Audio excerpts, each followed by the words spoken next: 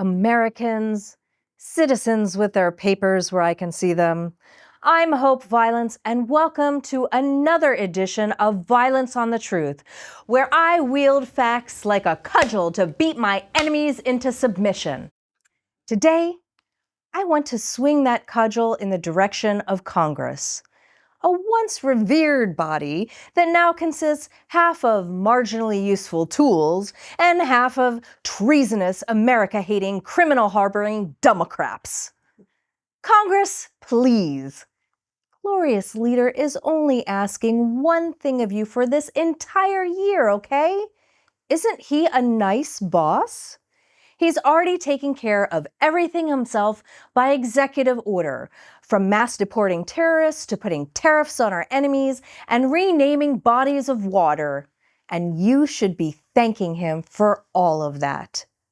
For this massive favor, stud muffin, big dog daddy fat pants Trump is asking only one thing in return for this entire fiscal year 2025. And it's so easy, dummies. Just pass his one big, beautiful bill. That's it. You don't need to read it. I didn't.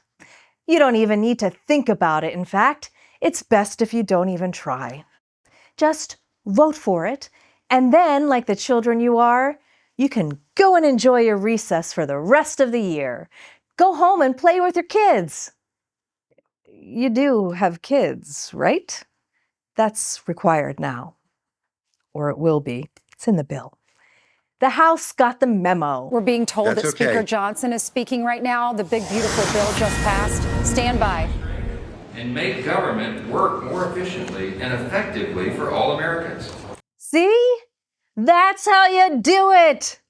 They sailed that big, beautiful bill through the legislative process like shit through Marjorie Taylor Greene's colon.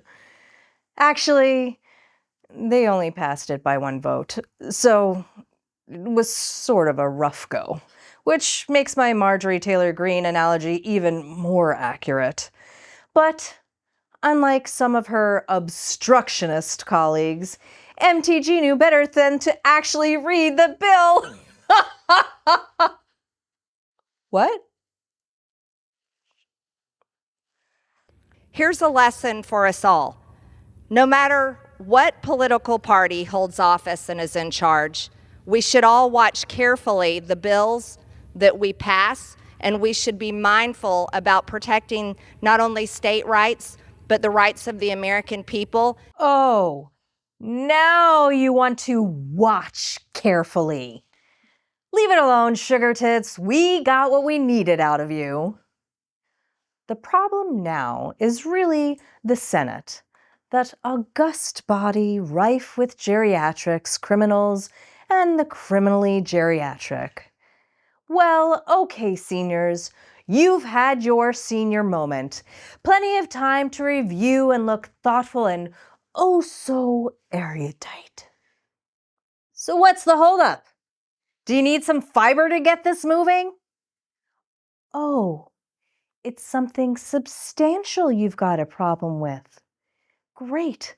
I can hardly wait to hear you pontificate about it. Republicans just threw the software companies a lifeline. There's a line in Trump's big, beautiful bill that would bar states from directly regulating AI. Please. Don't you see? Dear Leader is trying to give us a competitive advantage in the global marketplace. And we have to have that. Computer is everything. Do you want authoritarian China to beat us in the AI race? We need to win the AI race. And we need these crusty old obstructionists to get out of the way, or we will put them in handcuffs. All right, losers, what else you got? I guess that's the problem here for many of us, is that they're cutting Medicaid, throwing 15 million people off their health care in order to fund a tax cut for the super wealthy and for corporations. That is just fundamentally immoral. Look at you, clinging to Medicaid like it's your widow baby blankie. It would be adorable if it weren't so myopic.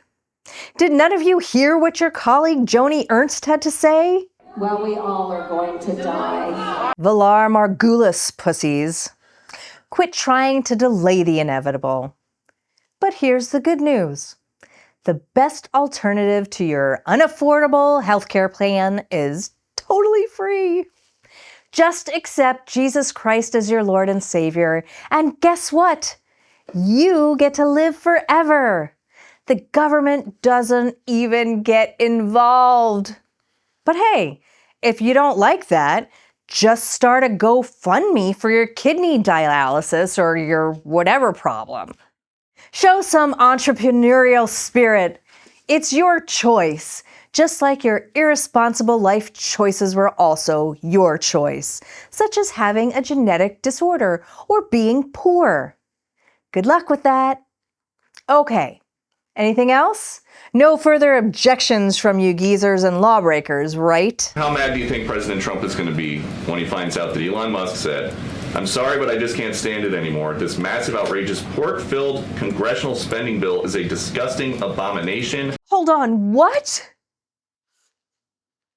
Elon? But we're friends. You did the salute. What could you possibly... And today, President Trump said he was disappointed in Elon Musk, said he expressed some surprise, even suggested that when people leave the administration, perhaps Musk is in this category, they might get what he called Trump derangements syndrome. Okay, Papa Trump, we love you, but probably not a good idea to go poking the Elon bear. Now, Mr. Musk responded in bulk using his social media platform to attack the president and Republican leaders, to accuse President Trump of being ungrateful for his 2024 support, floating impeachment, and highlighting the president's past association with deceased sex offender Jeffrey Epstein. On his own social media platform, the president said Mr. Musk, quote, just went crazy and threatened to suspend all government contracts with Musk, whose sprawling technological empire is intertwined with the U.S. government and military. Holy shit! What? What? God damn it! I hate when Daddy and Daddy fight. I think these two need a mediator, someone whom they can both agree on as a voice of reason. Here we go. You know things are nuts when the guy trying to bring everyone together is Kanye West. Come on, bros. Don't let your brother from another mother down. When Ye goes up for that high five, you don't leave him hanging. It's sad that amidst all this hoopla and bickering, nobody is even talking about all the great things in this one big, beautiful bill to rule them all. Just to name a few, no more taxes on tips. AOC should vote for that. Isn't she still a waitress? Also, it ends taxes on overtime. That's awesome! There's an extra incentive for our hardest of hard, rock hard workers, like my colleague, Brian Johnson Balls. He's working overtime on that deadline right now, aren't you, Brian? I sure am, Hope. These boner pills have cut my pee-pee so hard, it won't go down. But thanks to no taxes on overtime, I'm gonna be fine.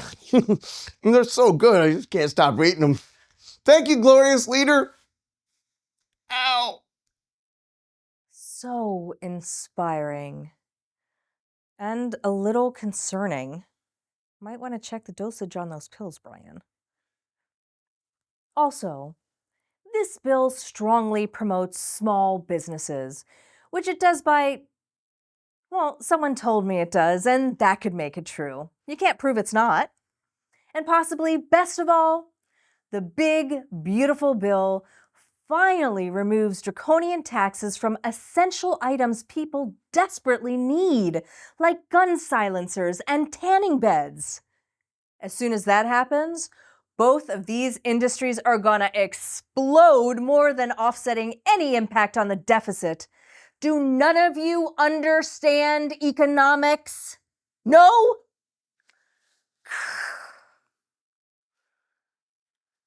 So, to conclude, it's time to wake up the grandparents in the Senate, wheel them on the floor, and get an eye out of them and send them home or over to the Rainbow Bridge to get health care from Jesus Christ. I don't care. Just get it done. The kerfuffle between Glorious Leader and Ketamine Ken is coming to a close. You're out of excuses, geezers. For those of you still unwilling to pass it, a warning. They will be met with very heavy force. Dear Leader has sent us faithful to the hill before. You remember how that went, right? Don't make us do it again. Because this time, I'll personally come down there with my fact stick and shit on your desk. And I'll get pardoned for it. Pass it, geezers. This has been Violence on the Truth.